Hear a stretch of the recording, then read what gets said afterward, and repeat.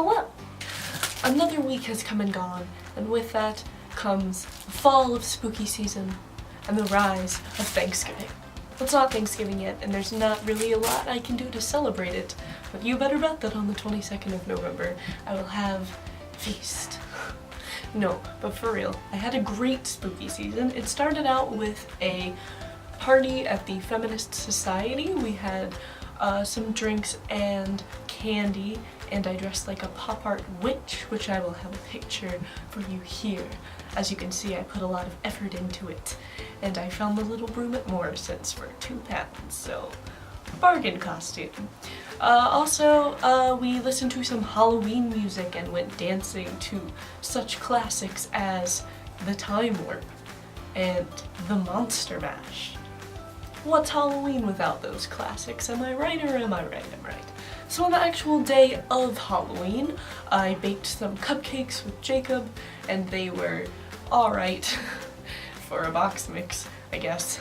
And then we went to a Halloween party where I dressed up as a doll and did some more face makeup, really making the most out of that cheap face paint palette from Wilco.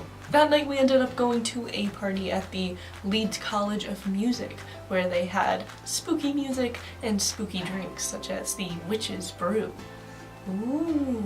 No, but I had a great Halloween. I watched as many movies as I can. Netflix here is not the same as Netflix in the US, so not a lot of the Halloween favorites were on, but I did watch some iZombie, always a classic, and Monster House.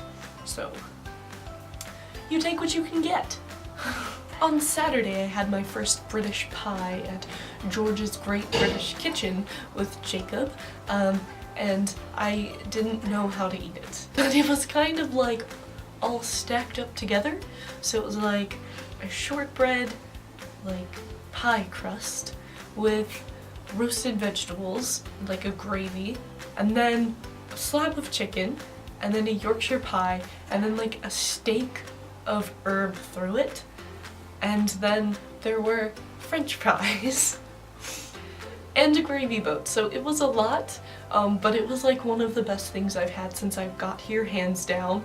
But it was just so confusing to see this large tower of dinner that you then deconstruct and then just eat all together. But I was definitely here for it. And then after that, me and Jacob watched the fireworks from my living room window, because I have a very nice view of Leeds from my window. And because it's bonfire week, the British are setting off fireworks all the time.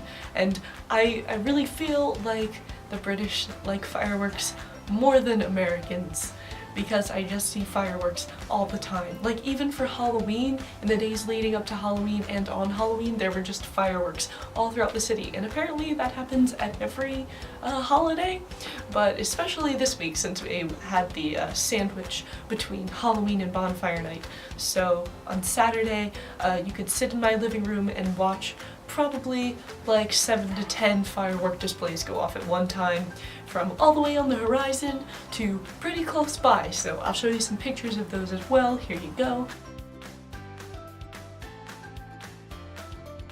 And they just went on for hours into the night. They started off kind of like early in the evening, and then they just did not stop. They did not stop.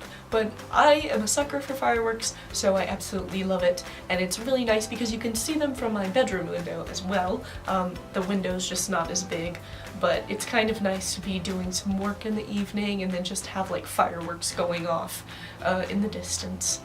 Now this week I had been staying late every single night pretty much to work on my nuke project, which is very detailed and includes working with software I've never used before at an intermediate level, and also working on my essay and my 2 treatments for my other classes. So come Sunday I was ready for an adventure away from all of that, and it came in the form of another international student trip to Whitby, which is a seaside town in North Yorkshire.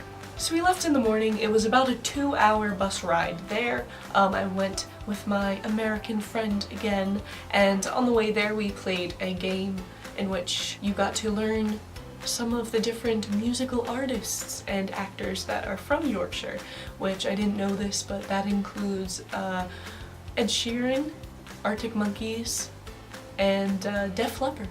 So, fun facts. Now our first stop was to the North Yorkshire Moors, which is in one of the legends that we heard about later on, where a giant scoops up the earth to throw at an enemy, and this valley was where he scooped the dirt from. But it was a nice panoramic view. Of course it was a little foggy because it's England and it's foggy here, but all the same it was a very nice view and very fresh air. So at St. Mary's Abbey in Whitby there is a giant whale jaw for some reason, and graveyards with huge stones, and one of the stones actually just has a skull and crossbones on it, so it's believed to be the grave of Dracula. So there's that. And also from the St. Mary's Church down to the actual town of Whitby are 199 stairs, which apparently it is traditional for people to count them as they go down. Now I started off counting them and then lost track, but I have faith in the fact that there were 199 stairs.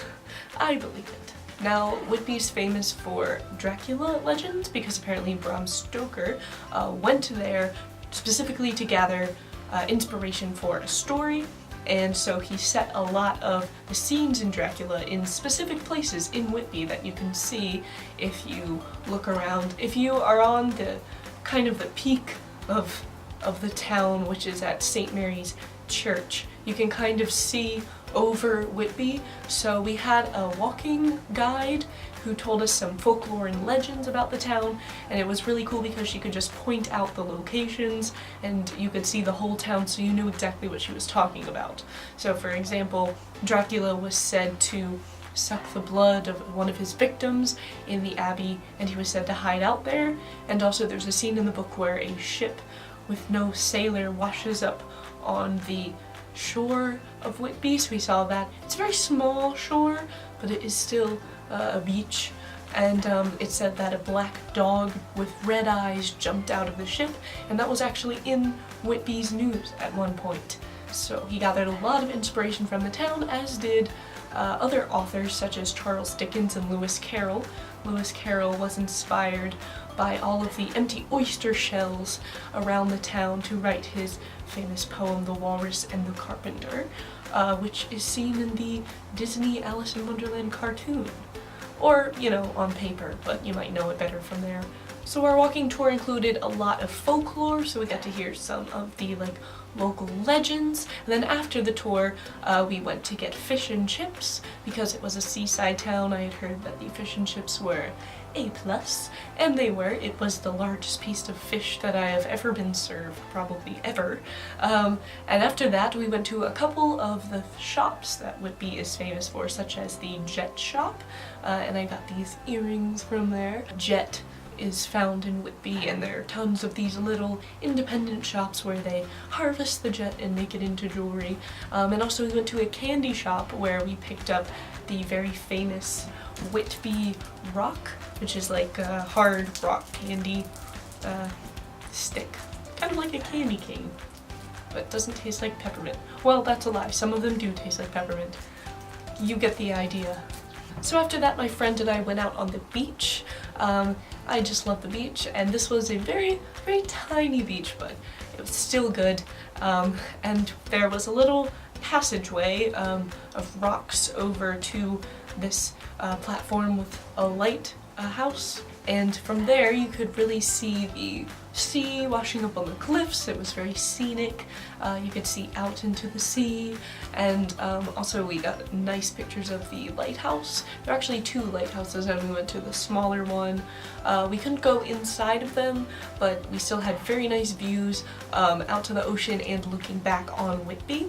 And then after that, we kind of looked around the dock area. We crossed the bridge from the one half of Whitby to the other, and there were some Native American singers there, which was something that we did not expect.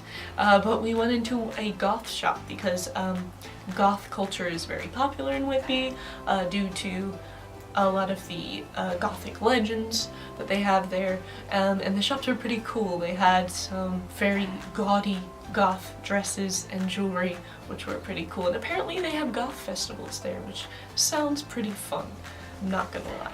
And then after that we went to the Dracula experience, which is kind of like an extremely like low-budget, hokey haunted house. It reminded me a lot of the haunted house at Ocean City, except it wasn't that elaborate, so you can imagine what it was like inside of that. But it did narrate the story of Dracula from start to finish, not the full story, an abridged version of course, but it also had some vampires pop out at you and frighten you. But you know, it was well worth the price of admission. So after the Dracula experience, it was time to get back on the bus and go to our final stop of the day, which was the Gothland railway station. Now this railway station is where they filmed Hogsmeade Station in Harry Potter. So, at least for the first few films. It's where Hagrid stands on the platform and waves goodbye to Harry as he leaves for the summer back to the Muggle world. We got to see a train come into the station, which was very nice, and there's a little walkway, a little dirt path, up some stairs, and you can kind of see the whole thing from above, a little bird's eye view, and then you can go walk on the platform. And that was of course very nice. I do love my Harry Potter stops. So that was my week.